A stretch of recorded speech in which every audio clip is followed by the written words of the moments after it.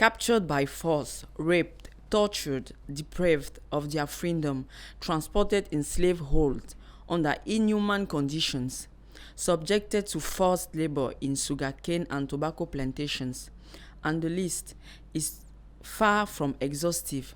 Blacks, they seem to have been traumatized by slavery. Is this what justifies today the fact that Africans still cannot definitely break the chains of the myth of the superiority of the white men? Ladies and gentlemen, dear viewers, thank you for watching this new edition of your Pan-Africanism 101 on Africa TV. Another vision of the African continent. Today we will talk about how slavery traumatized Africans. And to know more about it, I will introduce you to my guest, Mr. Eric Trandon. You are a senior translator, consultant.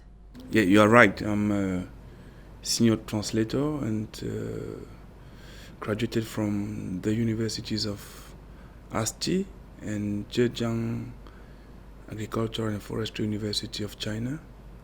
And I work here as a freelance linguistic consultant.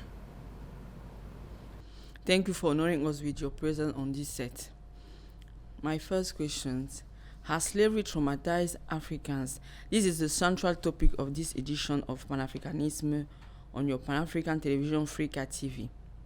Can we know what slavery is? And to start asking this question to my panelists, we know what the man on the street thinks. I will start by giving the definition of a slave. A slave is somebody who has little or no freedom, or a slave, we can say, is somebody who works for little or no pay for another person.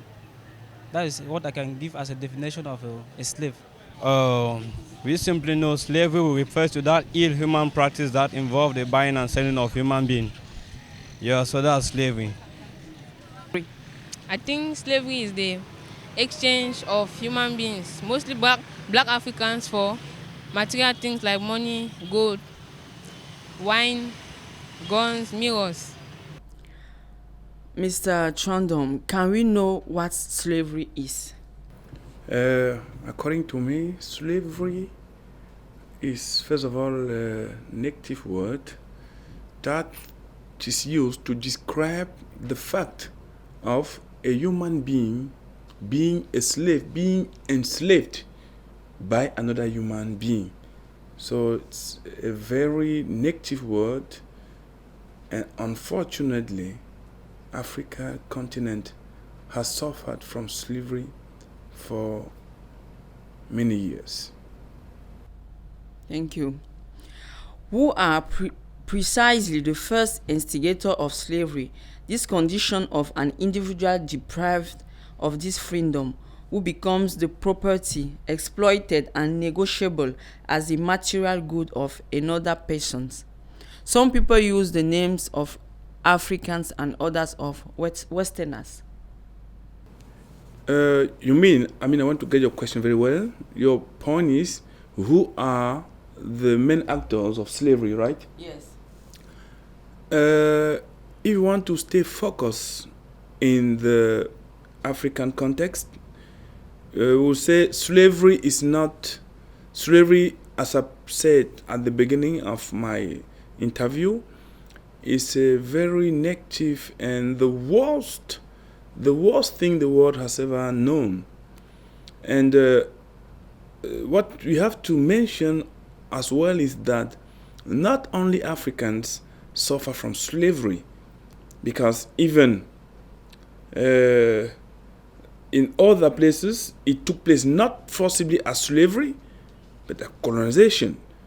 In the US, in Asia, especially in China, where you have Japan and England, who at the same time controlled China. But the point is that in Africa it was more rude, it was more inhuman, because niggers or blacks were treated less than animals. That's why till nowadays many years later, Africans are still remembering what happened to them. The sale, human beings being sold like objects. Thank you. How did Africans get such a fertile imagination that they thought that to earn money you had to sell your brother? Yeah, to better understand this, we need to go back in the history. Because slavery is the consequence of many other factors. Africa at the beginning is a closed continent. As a closed continent, the development there was not as advanced as in other countries or as in other continents. So once Europeans were more advanced in terms of technology, in terms of development, in terms of infrastructures, as soon as their territory could not contain the population, contain their production. Moreover, the most important is that they needed labor. They needed labor to come and help them to better develop their country or their continent. So the only way during exploration, when you go back still in the history, during exploration they arrived in places, especially in Africa, where nothing was not yet ready, and they started to deal, because responsibilities should be shared. On the one hand, you have Europeans who were the buyers, and on the other hand, you have Africans themselves who were the sellers. So I'm a little bit disturbed when some Africans seem only to accuse the buyer. In fact, for the business, or for that evil business to run, we needed on the one hand the buyer and on the other hand the seller. So you want to accuse and then draw responsibilities, we need to accuse both parties. Leaders, people, African leaders who were selling their countrymates, and Europeans or foreigners who were buying them. And I can do an extrapolation nowadays to say that it's almost the same thing happening now. It's true that the form has changed, the method has changed, but if you look carefully at the way African raw materials are managed, you easily understand that we are not far from that. Okay, thank you.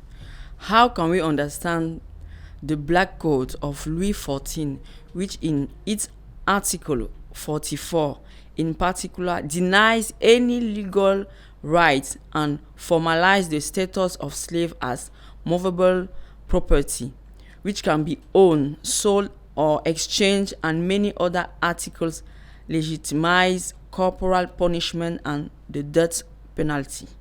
Yeah, I think the Black Code, I'm very pained.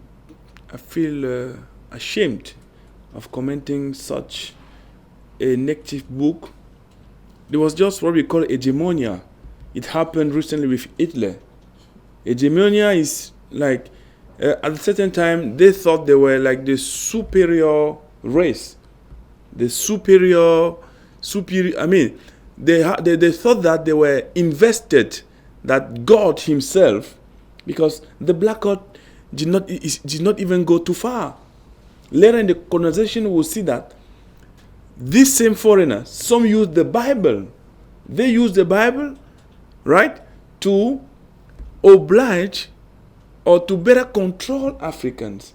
So the Black Code is like the foundations.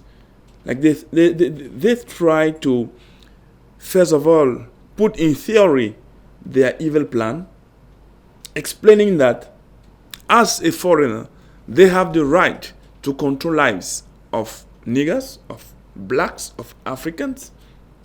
And we all know how cruel they were treating those who were trying to oppose to them.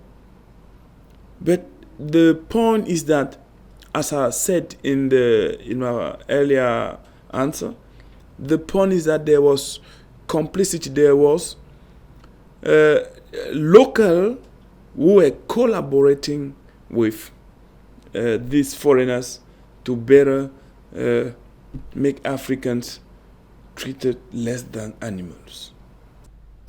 Thank you. We remind you that you are in the television channel Africa TV. Africa Seen Differently. The program is Pan-Africanism 101. As in capturing Africans by force, torturing them, chaining them like cattle, traumatized them. We took to the street of Douala, the economic capital of Cameroon, to get the opinion of its citizens. In fact, slavery has really reduced development in Africa. If you take the history of the past, and most of the time when we watch documentaries on TV, we see that the slavery during the past has really traumatized Africans. Many Africans have lost their population. Africa has lost development, and we see up to today, we are still suffering even from diseases that were transmitted during that time of slavery. Africans have been unable to get to the developing stage because of the slavery that the white man took away all our population in Africa. And up to today, we still have, even us, I myself, I can say that I have the ill feelings against the white man because of the slavery that they did. Even today, slavery is still in Africa, and white man are still transporting Africans to the white man countries and to work for them for little or no pay. Most of the times, they are even killed. They are being slaughtered along the maybe in the course of transporting the people to European countries. So slavery is really a problem in Africa. Many white men that are still exploiting a lot of Africans even during this time, and some of them, they use Africans as their sex slaves. They use for sex, they use for money, for rituals and things like that. So slavery is really a problem here in Africa. That is, I'm very happy with this program that people are enlightening people on slavery. At least even here in Douala, there's domestic slavery. People, students are being exploited because of they don't have maybe low level of their income. They live miserable lives. You see, they are being used up by other people to make their money. So I'm really happy for this program, and I think that when people continue with this program, it will help to reduce the slavery in Africa. It has greatly traumatized Africa. In fact, it has played much on the development, on the slow development of Africa, because they took most of the strong youth, most of the intelligent people that could make Africa become a great continent. They took them with them because they saw in them the skill, the ability to carry all the work, all the technology. They took them away, and even till our present date, when an African lives here, go to Europe or in any, let's say Europe, and work there, and they discover in him that skill, that talent, they won't let him come back, because they know if he comes back, he will make the technology work here. And so they are still practicing the slavery in one aspect or the other, and this is keeping Africa very backward. Although they are coming up with some aspect like trying to bring all, like trying to support, like trying to assist us, but it is not really that. The slavery has played much on Africa, and negatively. It has played negatively on Africa very much.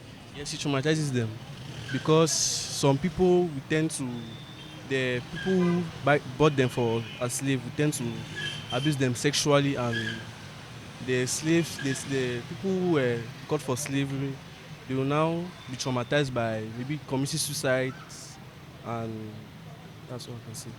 Mr. Eric Trandom, has in capturing Africans by force, torturing them, chaining them like cattle, traumatized them? Definitely.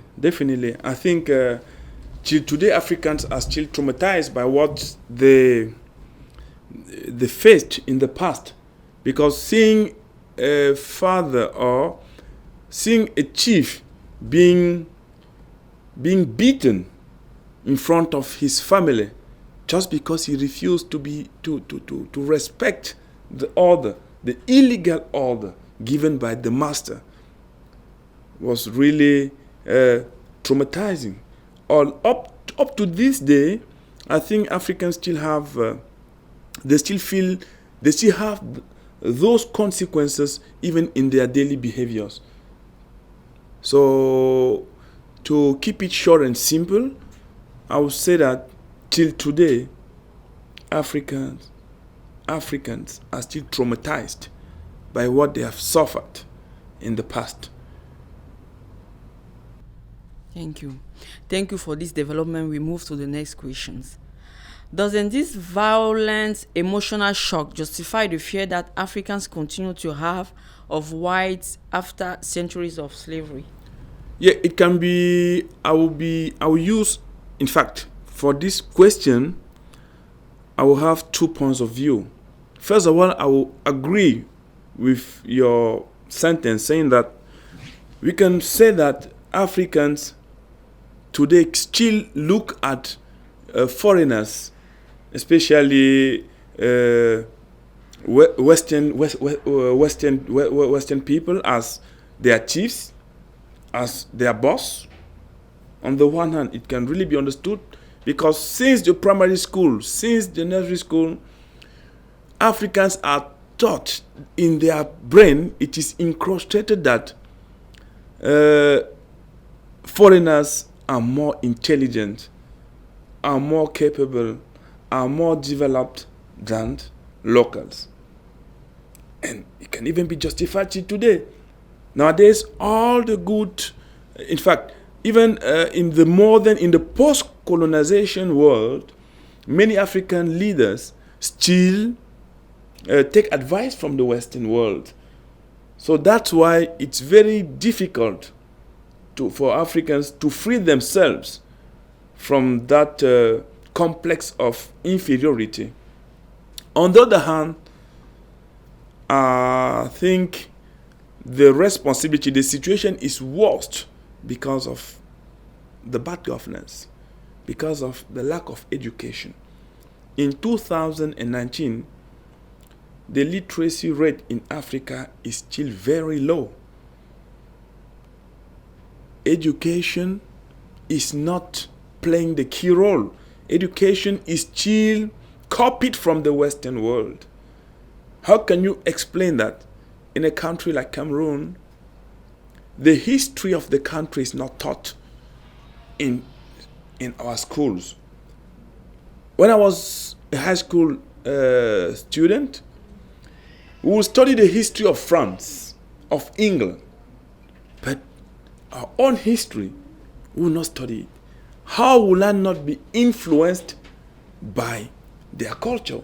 How will I not always think that they are better intelligent than me? So I think, yes, we are traumatized, but on the other hand, the situation is worse and does not change because of our present officials. And I've quoted 2 main points. The first point is bad governance, and the second one is the problem of education. The educational system in Africa should be retaught. Thank you. Let us know now what the men on the street thinks about that question. Doesn't this violent emotional shock justify the fear that Africans continue to have of whites after centuries of slavery? It does. The shock still continues to our present date. Because when the African came into Africa, when the European came into Africa, they practiced this slavery in such a way that they came and took people against their own will, without any compensation. It was not like they were coming to take people to go and make them people work after which to pay them. No, they were coming to take the people against their own will. Some were being violated, some were being chained. And up to date, it still makes some people to have that fear.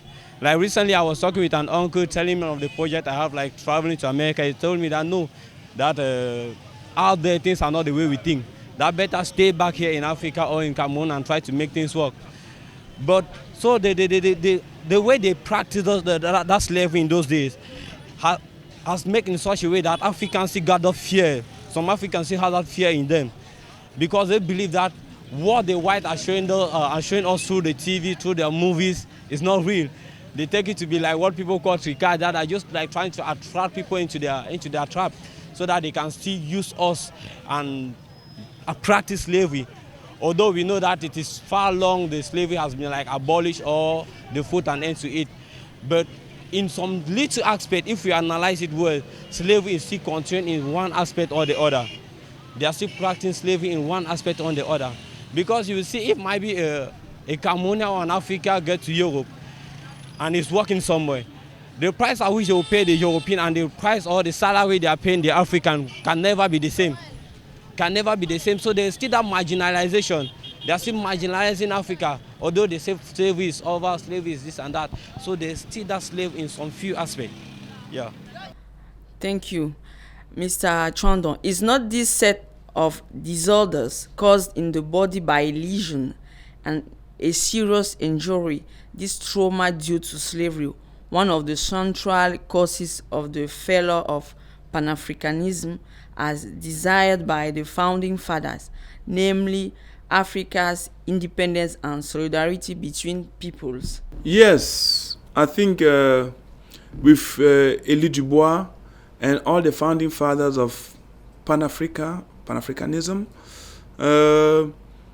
their objective is good in the fact that it really helps Africans to be aware of their values, first of all.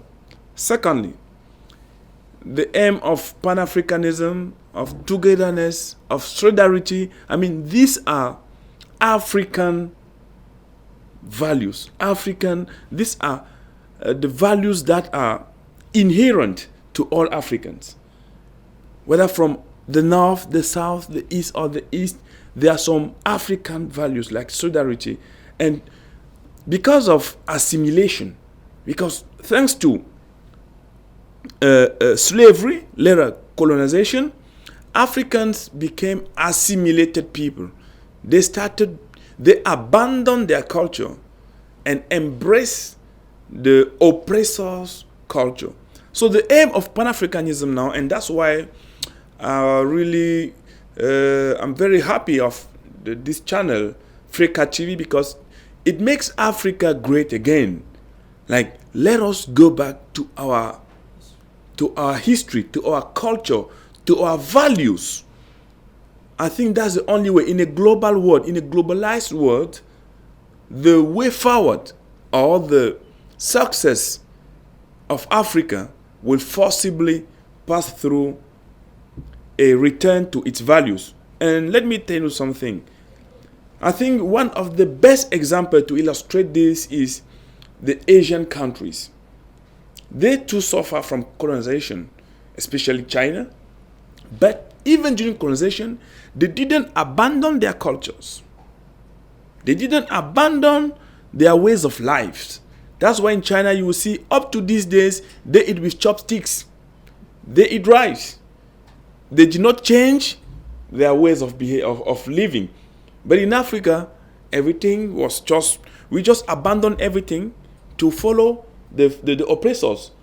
Everybody, when you are invited to a ceremony, if you are not dressed in a suit, they will not allow you to go in. People don't dress in African attires. It is rarely recognized as an official dress. Look at our head of states; they all dress in coats. Instead of wearing African coats, let's be proud of our culture. Let's be proud of our heritage, and that's the role of Pan-Africanism. And this Freka TV is there also to share the idea to make Africans, even those who have left the continent where they are, to always remember that they come from a continent very proud of itself. Thank you. A last question for end our program. What is the miracle solution to make Africans forget the pain, cruelty, and consequence of the inhuman treatment of slavery? For me, there are more than one miracle solution. The first one is education. I earlier said that the literacy rate in Africa is the lowest in the world. we should educate ourselves. We should send our children to schools. But when we look at the field, it's not the case. There are many countries, there are some countries in Africa where women don't go to school. The first point is education. The second one is, let us be proud of ourselves. Africans should go back to their culture. I think if we apply these two, education, a return to our culture, and the last one that is connected with all of it is an African governing system. Let us improve on our governance, because one of the main problems in Africa is the problem of bad governance. We are neither nor. We are not in monarchy, neither in democracy, neither in dictatorship. We don't know. Let us choose one system and stick on it. Because in Africa, just like in many African kingdoms, we don't have elections. So let Africans go back to their culture. And even in the political point, if we want to apply elections, let us apply it. Let us do it normally. Let us respect regulations of democracy. If we don't want to go for it, we want to go for monarchy, let us apply. Instead of doing a mixed up of everything, and at the end of the day, we are nowhere. We thank you once again, Mr. Eric Trandon, for being on this set. My pleasure. We remind you that you are in the television channel Freaka TV, African Seen Differently. The program was Pan-Africanism 101, and we received Mr. Eric Trandon. Thank you for following us. Thank you for your loyalty. Subscribe to the channel and like the video. It was Marie-Louise Ngome for Pan-Africanism 101. Goodbye.